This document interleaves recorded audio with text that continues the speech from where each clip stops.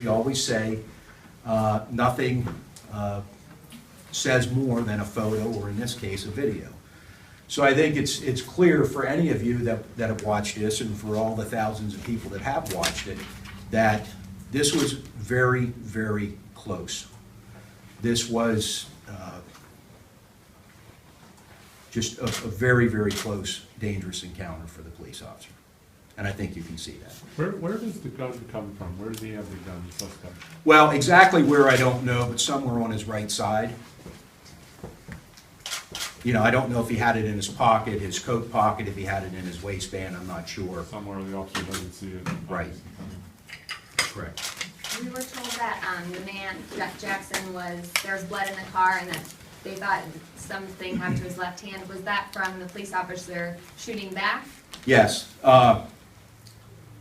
What you don't see in the video is you don't see the officer returning fire, and for no reason other than the video had to be chopped down to a certain, a certain size. The officer would not be seen in the video returning fire anyway. You can hear his gun being fired, but you would not be able to see him.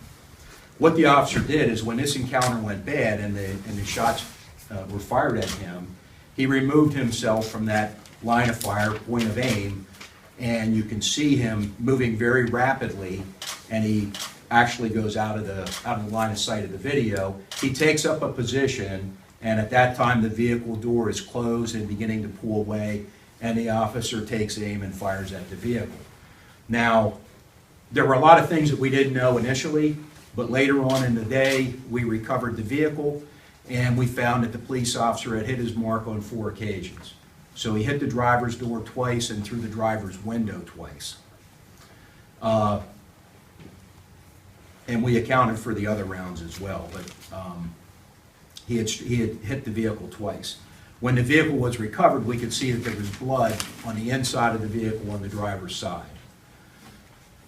We believed that the injury was somewhere on the left side of this person's body because that's where the blood was isolated.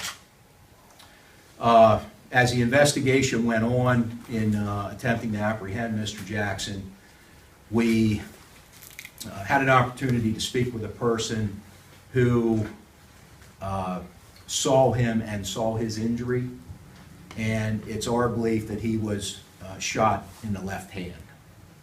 So this man should still be nursing this injury because it's our belief that he has not sought any medical treatment.